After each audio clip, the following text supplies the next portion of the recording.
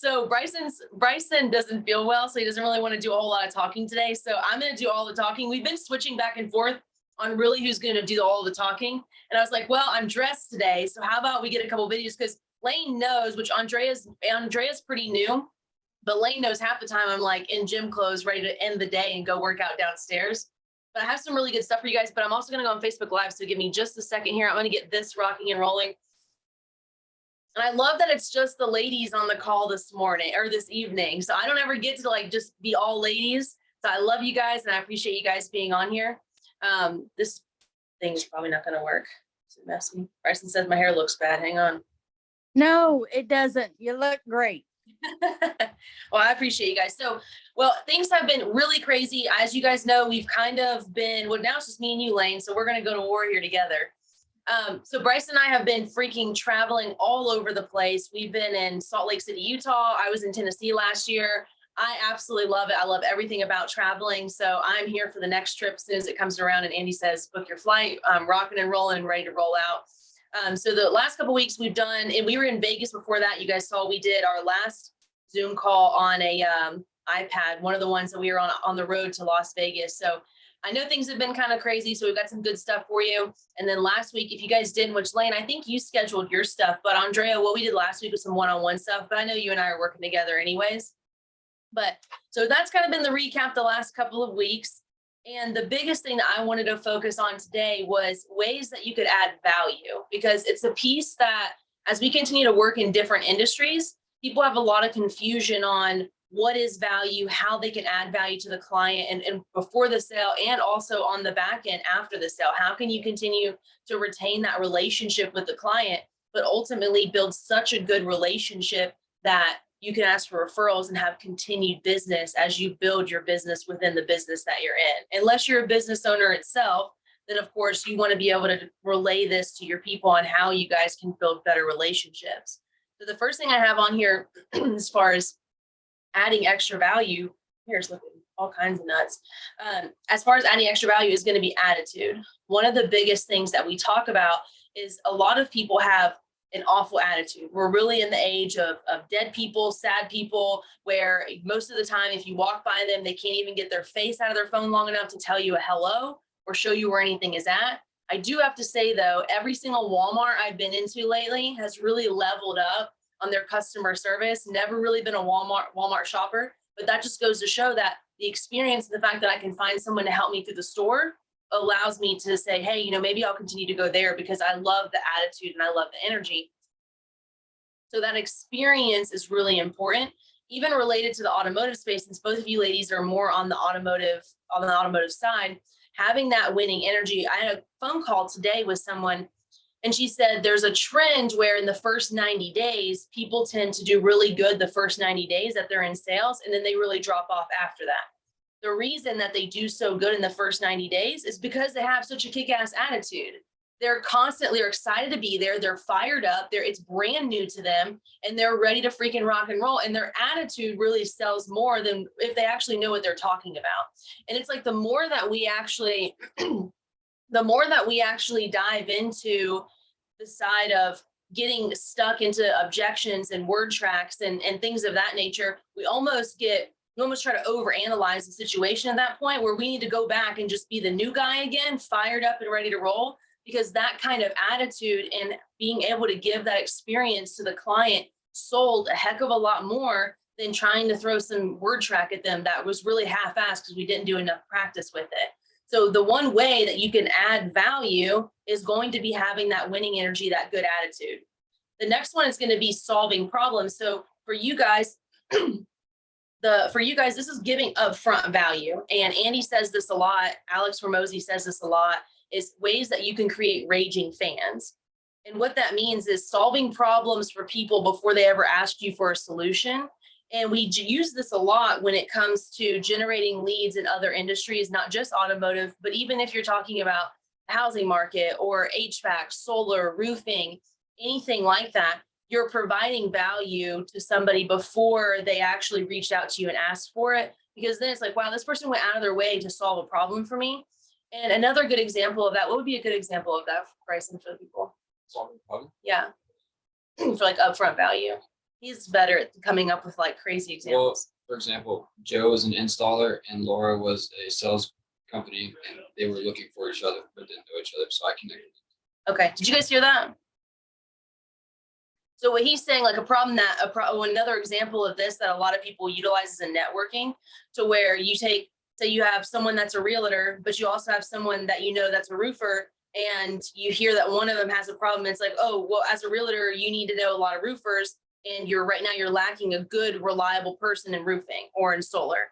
And so you connect the two, and you didn't ask for anything. You just said, hey, I know A, and here's B, and now you guys are together and we're going to do business together. And so you're just providing value of that. The more you hear the saying a lot, more hands you shake, the more money you make. So the more people that you know that you're able to network, the more value that you can provide up front to solve problems for people, even if that's not your expertise. I don't know how to put shingles on a roof or tiles or solar. I don't know how to put it on there physically, but I do know a lot of people that do. So next time I have someone that needs that, I'll be able to fulfill the need for them. So upfront value for your people. The next one is going to be thoughtful follow-up. And we add thoughtful into there because a lot of times when people follow up, they just send like, hey, are you ready to buy? Are you ready to buy? What do you need? Are you ready to buy? They don't actually follow up with any value. And it really just sounds like buy, buy, buy, buy, buy, versus like, hey, let's build this relationship. Let's continue to nurture this. And I'm going to take my jacket off because it is 100 degrees in here. So one of the things a couple examples that I had was, we have a client right now that both Bryce and I are trying to work with. And one thing we have, which I don't have any in here because I didn't bring one with me, but there are little things that you can send. And I know when you're starting out in business, you may not have the upfront money to be able to buy people gifts or to be able to send gifts out. But if you can, and it doesn't cost a lot of money, even something as simple as like sending bracelets out, which you guys see that we do that a lot here at the LA group. Those don't cost very much. They cost a couple of cents, but they mean the world. And most of our guys wear them. Like Bryson still wears his. It says committed 365. Like he still wears his.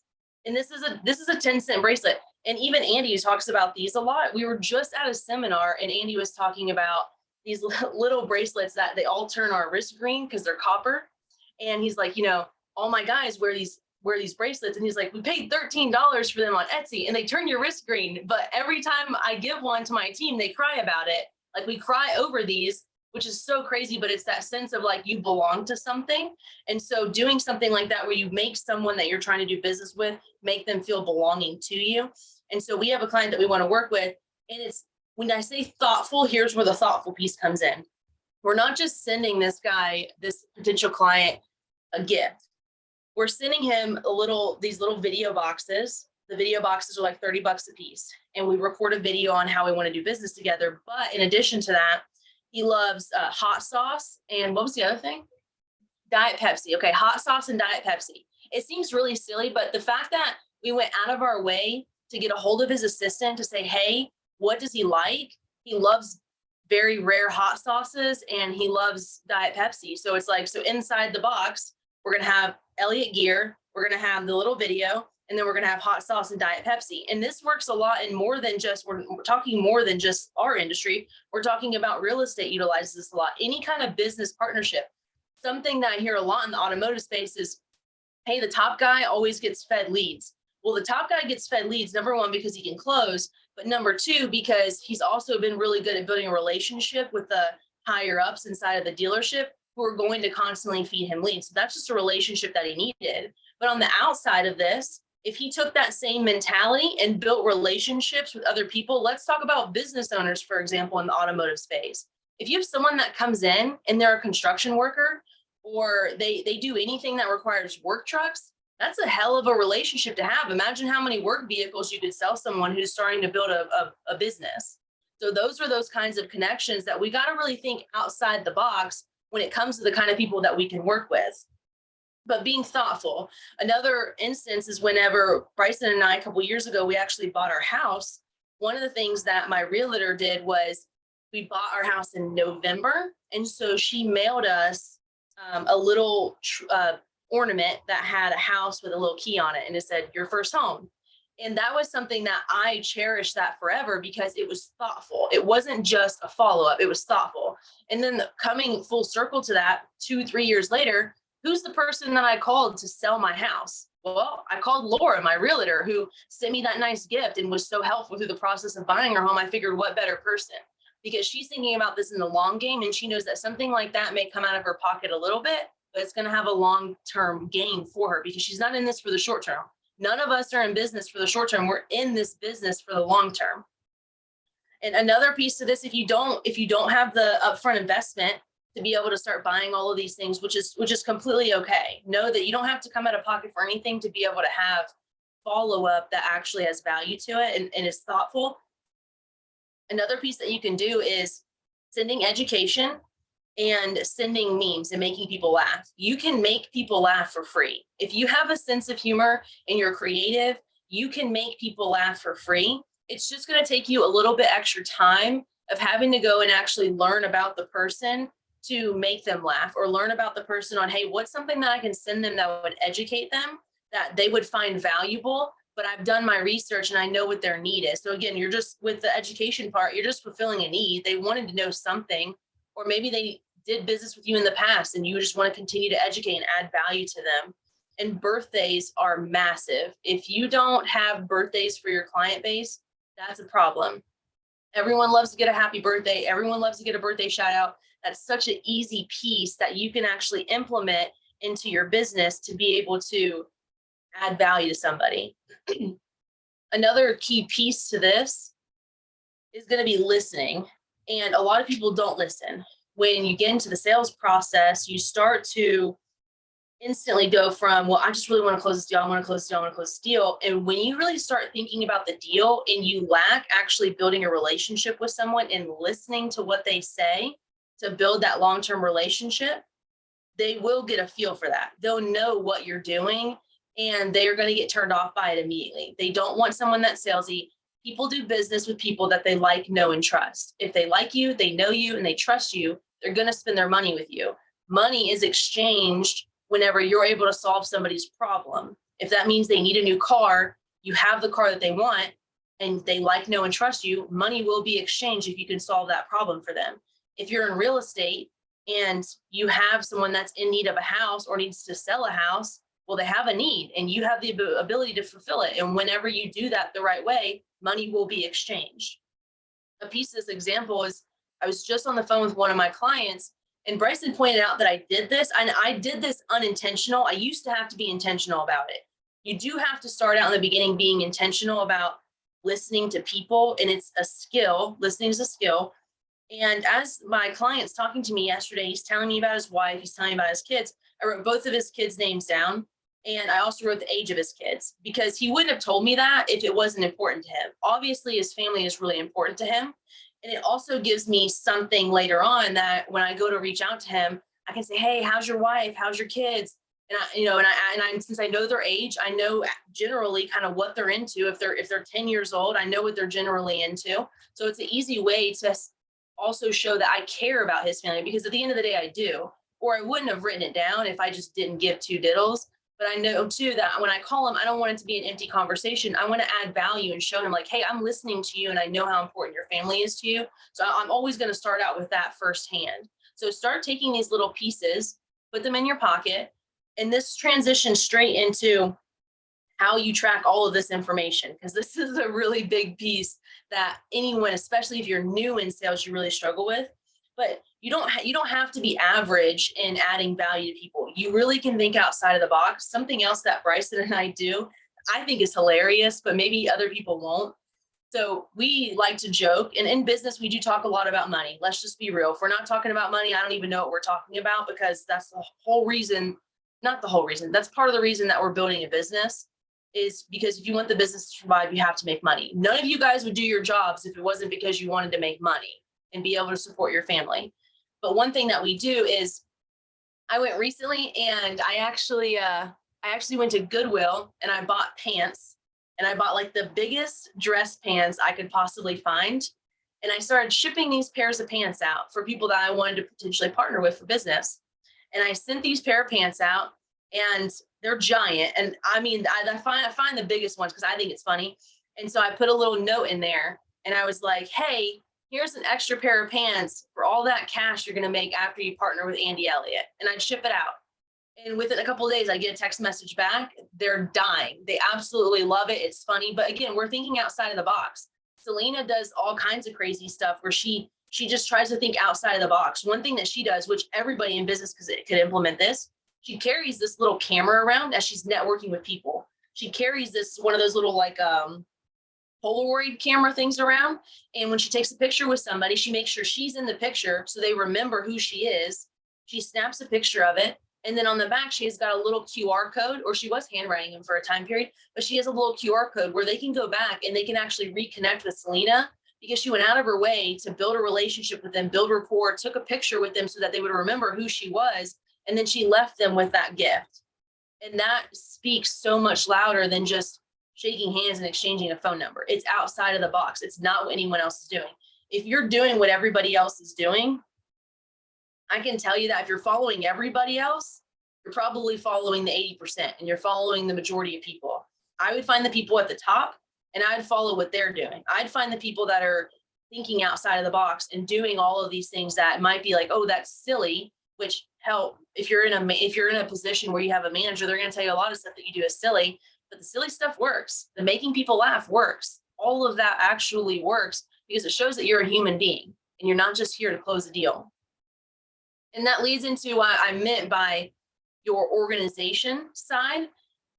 Having to structure all of this and remember everybody, you can really only maintain about 25 relationships at a time.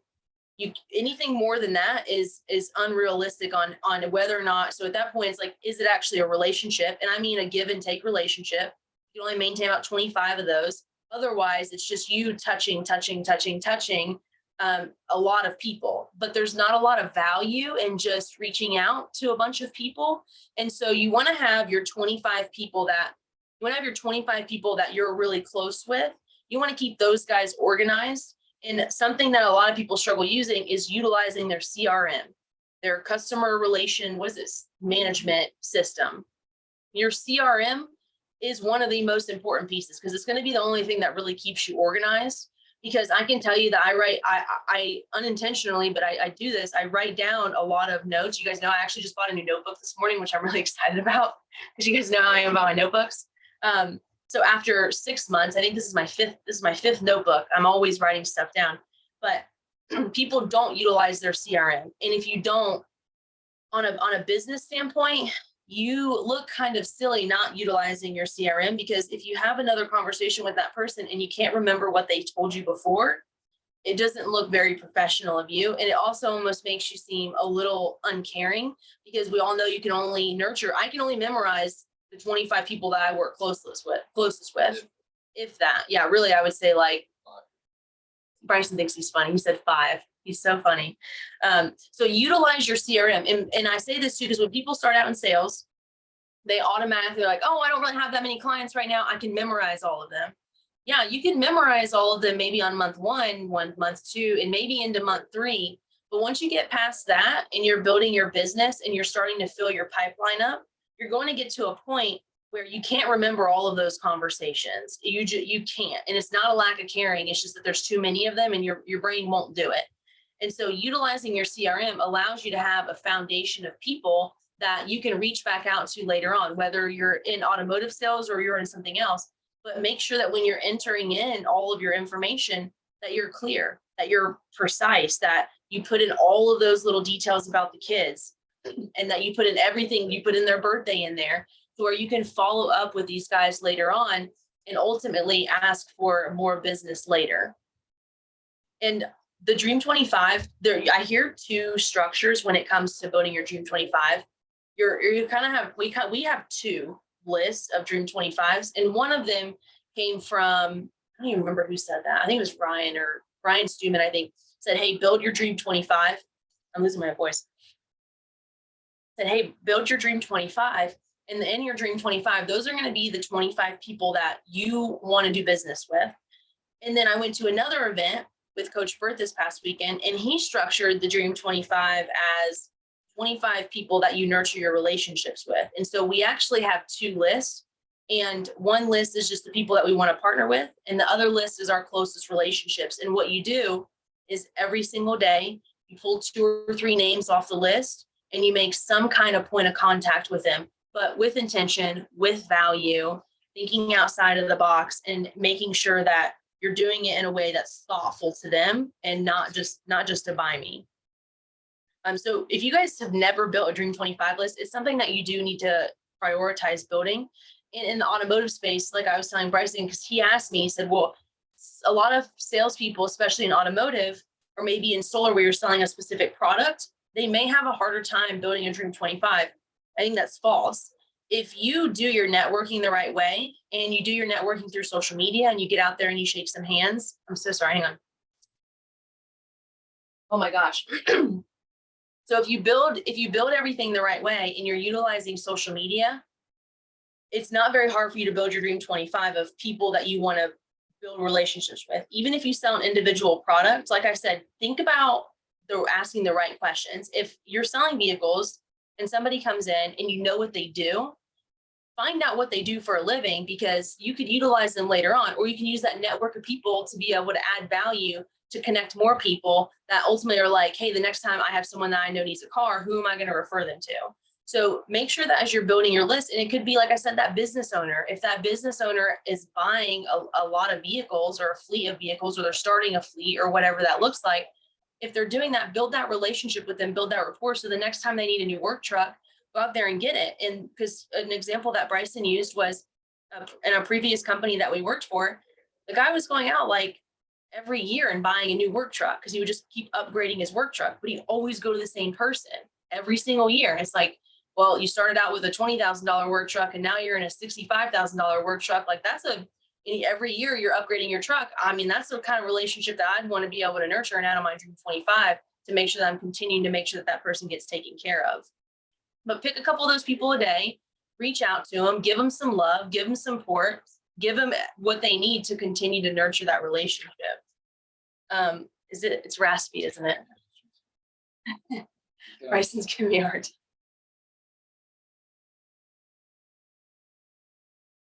So on the back end, guys, that was my biggest thing. I want to add in too, I'm taking my heels off because I've been in these heels all day today. I'm going to open this up for questions. I'm going to end this for all of my Facebook people out there that are watching. I appreciate you. I love you guys. Talk to you soon. For you guys, because we kind of have a back half of this, I wanted to leave it open to any questions that you guys might have. I know not that often we get an opportunity, like you said, drink. I know not that often we get an opportunity to actually ask questions because we're on the go so much. But what do you guys have today? Anything specific? Alex, what's up? What's up? Freaking kicking ass and taking names? Trying to. What you got for me? I know you got something up your sleeve. No, I mean, I'd never really heard of a Dream 25 list, so that was really eye-opening. Okay. Yeah, so I would, even if because 25 people is a lot of people, and really it's called a Dream 100. I keep it at 25 because I think 100 is a big list of people. So even if you have to start out with 10 and then build your list from there, however that works, however you have to structure that, it doesn't really matter. I think the biggest thing is being organized, because I really do believe, and you guys might think I'm crazy, I really do believe that people come into your life when, number one, when they're meant to, but I do believe that you can kind of create people to come into your life. And it's like it sounds crazy. Andy was even talking about this morning. The more that you think about something, the more that's what you're going to get. It's like, think about placebo pills. That's how Andy related it this morning. And I thought this was a great example. He says, okay, if I had these pills and I said, I take, and I was exclusive to you. I went to Alex and I was like, Alex, listen to me. These freaking pills are crazy. You take these pills, and I got 3 different ones. This pill makes you lose weight. This pill gives you a lot of energy. And this one increases your sex drive.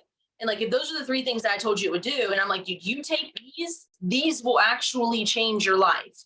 And so I give you those 3 pills and you start taking them. And then a month and a half later, you come back to me and you're like, holy shit, Maria, those pills actually worked. And I'm thinking to myself, dude, those were placebos, because how you think is going to automatically be a result of what you get. And so if you think a certain way, you think highly of yourself, or you think that something's going to happen. If you plant trash, you're going to get trash. If you plant good things, you're going to get good things.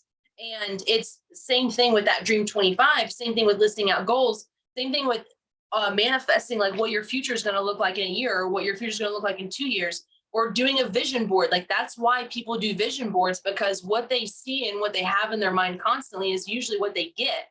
And so you can utilize that Dream 25 to, number one, stay organized. But number two, it's always like, if you have that, because we have ours listed right by our desk, like every day we see those people and we're like, okay, we got to make sure we take care of these people. We got to hit these people. And it just keeps us more aware. And I'm telling you, it's so crazy, because we thought it was silly at first when we first started it.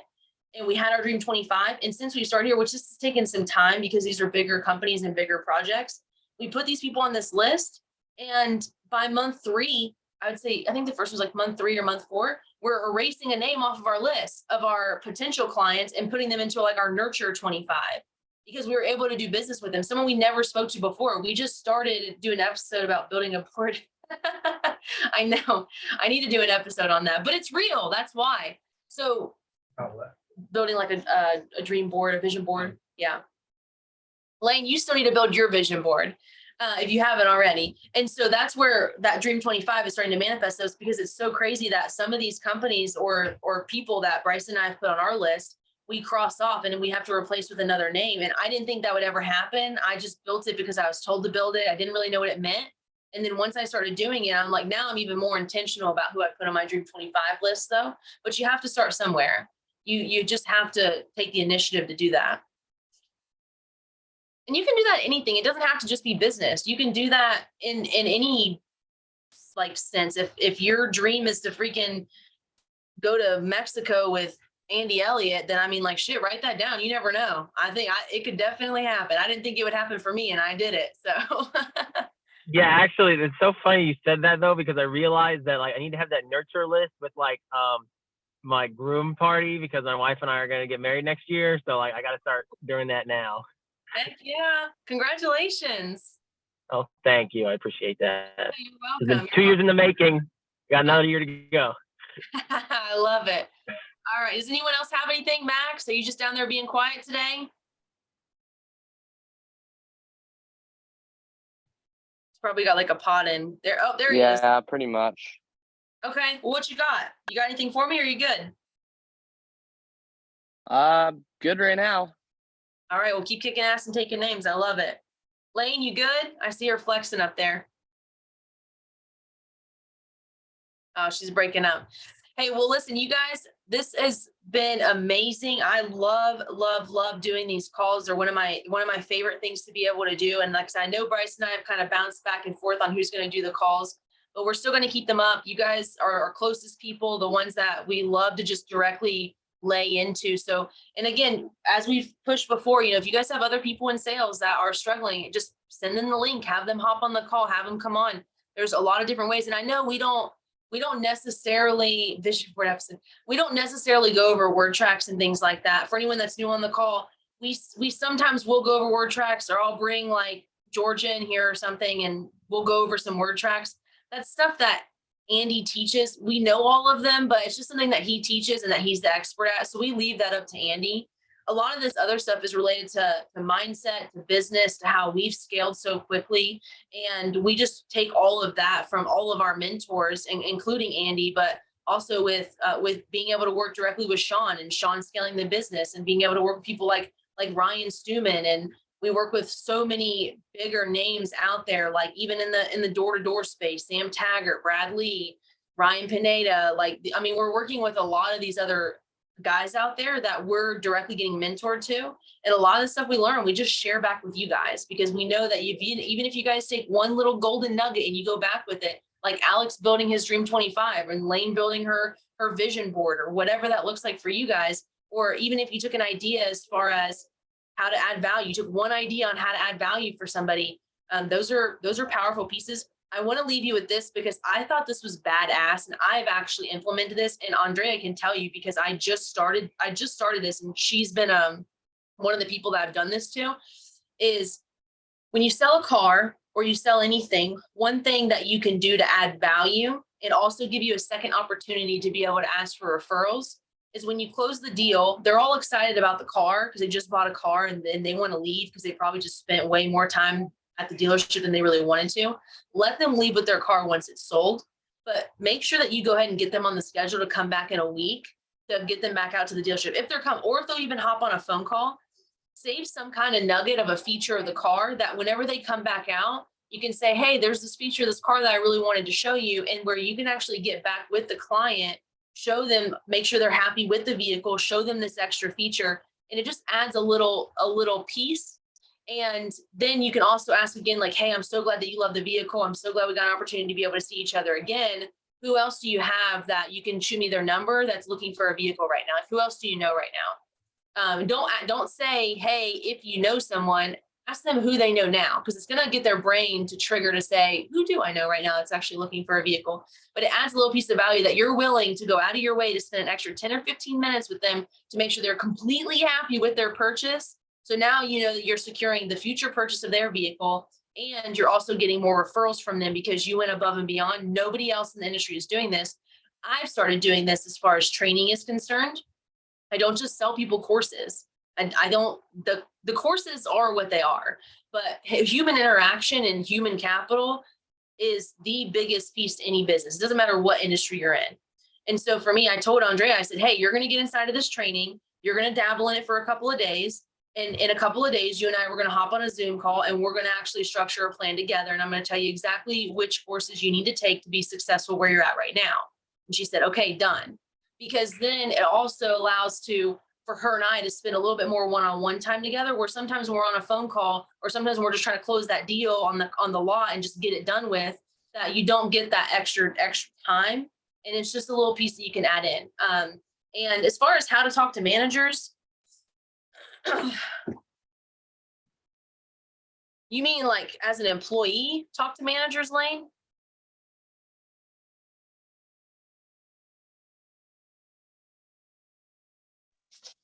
Like doing a deal. Like I keep struggling like with words when I take something to a desk and I don't know the right words. Okay. So I know that you're working pretty close with Bryson, but I'm going to tell you what I tell everybody. Okay. Struggling with your words is because we're not mastering the words outside of the dealership. And if we don't master them outside of the dealership, when we actually have to utilize them at the dealership, we get a little bit nervous. It's because we're not saying them enough. Even something as simple as saying a catchphrase or singing happy birthday. Let's talk about singing happy birthday, for example. If you can sing happy birthday fluidly with tonality and you know exactly what to say, then you can learn a word track. The difference is that singing happy birthday isn't going to give you a return on your investment, but learning a word track will give you a return on an investment. But if you can sing happy birthday with confidence, it's because you know it. You're confident in exactly what to say. The word track is the same exact way. If you're not confident 110% that you know exactly what words you need to say, you won't ever be confident and you'll always stumble over your words. And another piece that, and a reason that a lot of people stumble over their words is because they're studying the word tracks and they know they messed the word track up. And then they start to fumble a little bit. Don't do that. And the reason is because you think in your head, you're like, oh my gosh, I just messed up and now I'm fumbling and now I'm trying to get it back. You forget that the person you're talking to doesn't know that you're actually saying a word track. And so if you push through and you get comfortable with having to be able to flow a little bit, it's not going to come off as fumblier as if you're incompetent in what you're doing, because Lane, you're very good at what you do. You know exactly what to do. And I know you've trained freaking relentlessly and have been with us for a while now. So I know that you know, but you have to just kind of step outside of your brain a little bit. Don't overthink it and continue to push through on that, because you know what to say. Even if it's the words are a little bit off, you're getting generally the point up and the person doesn't know you messed up. Okay. So master those. And if you have to tee a deal up to a manager, it's one of the worst things that you can do is tee a deal up to a manager, because once the manager gets involved, it's like, well, are you capable of doing your job? And it immediately cuts off the rapport that you built with the client. So the more that we can get past that, and I know some dealerships require that, that is just how they function. But try not to tee deals up to your manager. What's up, Alex? I was wondering if she was more like when after she's taking the credit app, like talking to them about the deal when they're desking it. I thought that's what she meant. That's what I was asking. Because I was like, in that case, then it needs to be to where, I don't know, what always helps me is making sure I take my notes with me, because the manager asked me, like, sometimes I manage her to throw me in because he's really good at making sure I build enough rapport. He'll ask me, like, do they have a dog or do they have kids? And I always make sure I take my notes up there so that Yeah. way I'm ready to answer his questions whenever he's ready. Yeah, and there's nothing wrong with taking your notes with you. A lot of people are nervous to take notes. Like, you're supposed to have a photographic memory and you're supposed to be able to memorize every single thing that they tell you. Over time, like I said, listening to what people are saying is a skill that develops over time. And that's why a lot of the times I write a lot of stuff down, because writing is remembering. And now it's gotten to a point where I don't necessarily have to write a whole lot of information down. Like, I may have to write the kids' names down, or like what kind of dog they have, something small like that. But if you have to take notes up front because you want to make sure that you give the most utmost customer service possible, number one, I really never been in a situation where somebody's questioned whether or not I'm taking notes. But if they did, I'd tell them, I'd be like, hey, listen, I just want to make sure that I'm giving you 100% the best customer service that I can possibly give you. And I want to make sure that I don't have to waste your time asking you the same questions over and over again. So I just want to make sure that I have all the information down right, so that I can make sure I serve you at the highest level. That's going to be where that, bring your notes with you. That's perfectly fine. I carry a chart that I made and was approved and loved by my GSM. Heck yeah, you should share that around, Lane. Whatever that chart is, you should share that with other people, because something I'm seeing a lot within the industry is people are so one-sided. They don't want to share what works. Share what works. And some people are going to tell you, like, hey, that's bull, just like training. They think it's a waste of time, or that chart's a waste of time. But hey, you're running up on the leaderboard. I'd want to do what you're doing. Just saying. So, all right. Well, I love it. Well, you guys keep kicking butt and taking names. If you need anything, you guys know how to reach out to us. You guys are a bunch of freaking killers. We love you, Lane, and we'll talk to you guys soon. See you next week.